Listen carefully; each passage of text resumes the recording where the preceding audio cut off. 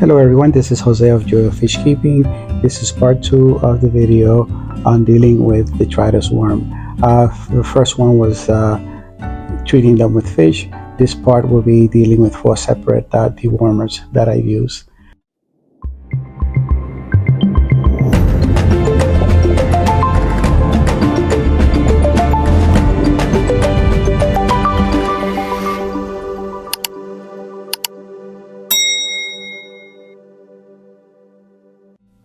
As a recap, these 6 tanks, 2 20s at the bottom, on the left the 2.5 gallon and 3 10 gallons at the top. I use these for quarantine and on hospital tanks. I came back from vacation to find a infestation of detritus worm, which I went over on previous video. This is the tank. This 20 gallon was the one that had the most. This current tank that you're looking at, I previously had 2 large discus that I was quarantining, and it did also get infested with detritus worm. I put a bunch of small fish, as you see there, including the beta, and they actively worked on all the detritus worm. By the 24-hour mark, this is basically what you were looking at. There were no detritus worm. If anything came out of the filter, the certainly got picked up by the fish. So in conclusion to that part, the fish is certainly the best way. They are not harmful in any way. So this will go back to the other tanks. There was no kind of there's no substrate except the filter that was and the detritus worms. Those were the only things that were in the tank. So I use these 4 dewormers on the tank. Each one, the first one here, the one that had the first one, I use fluvendazole, which is a one that I've been using about every month or every 2 months as a preventative dewormer, primarily for my discus, but I put it on all the tank.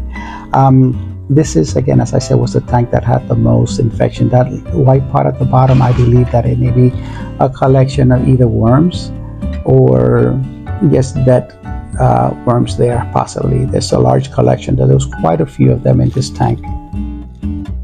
On all of the tanks I used the recommended amount per gallon of the medication. Do your research and do keep in mind that some of these antiparasitic, they are harmful to some invertebrates and some type of fish. So do your research before you use them to treat any type of parasites. The second 20-gallon tank did not have as much as the first one, but it still had quite a bit of detritus worms. I use ProsiPro or ProsiQuantel.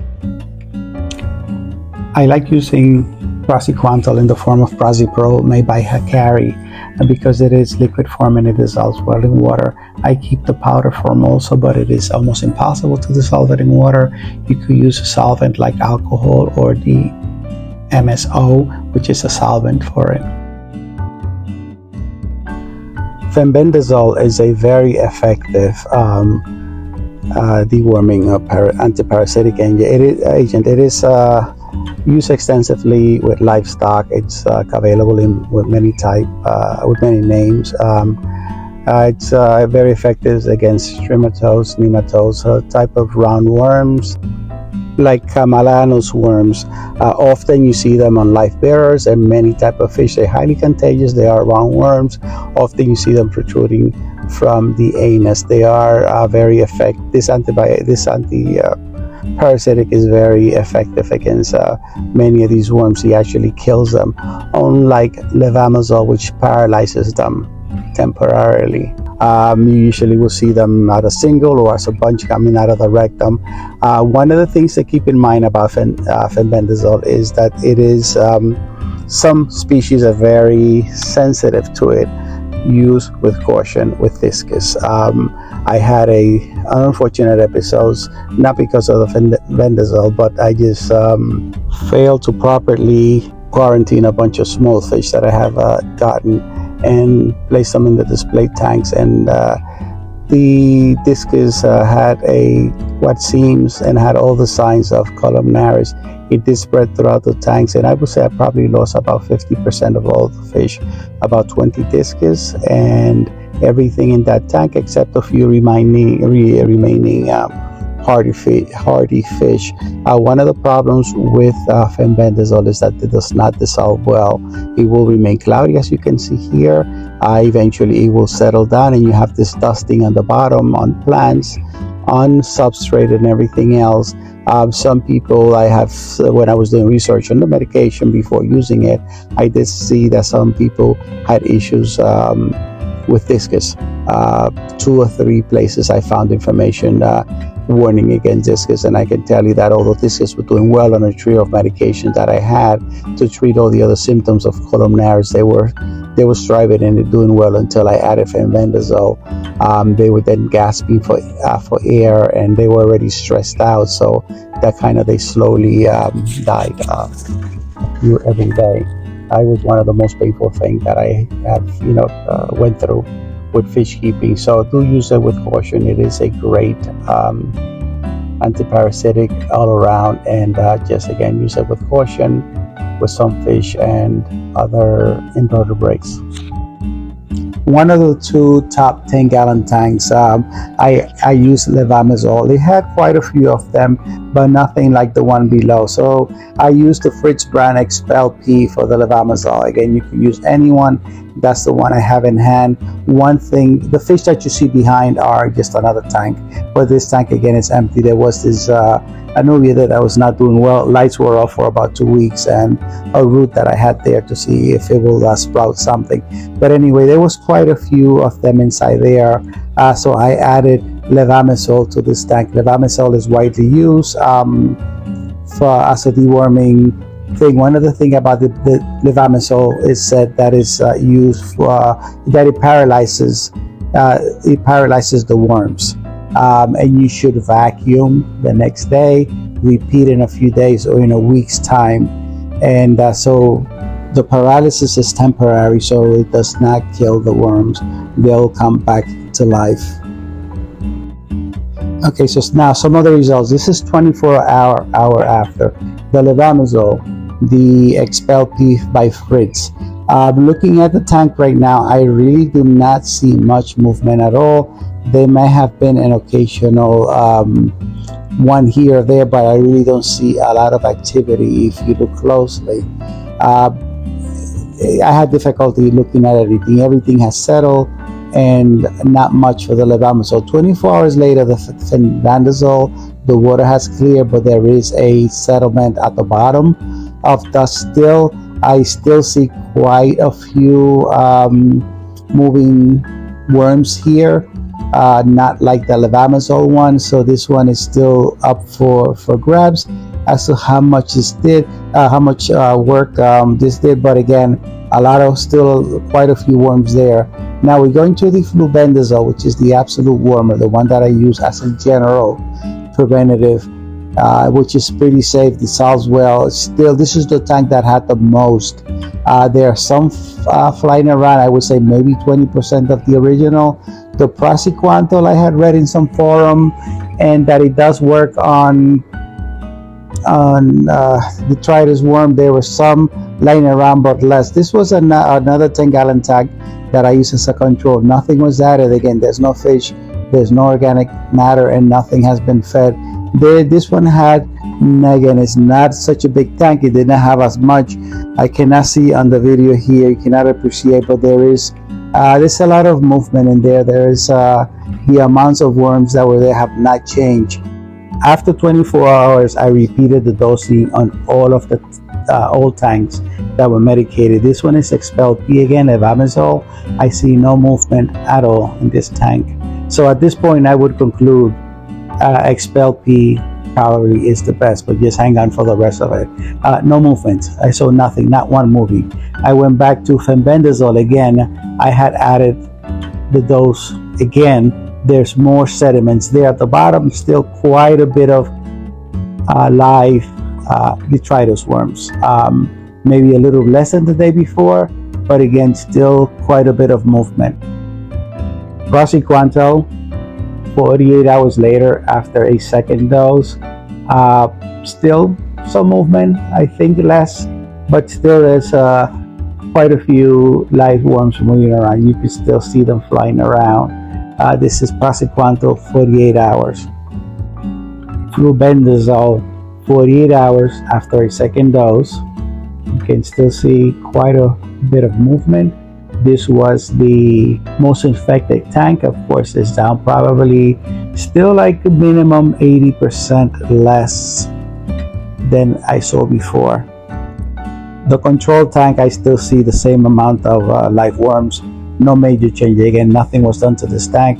There's no food nor no type of organic matter or no food source for these worms to live on.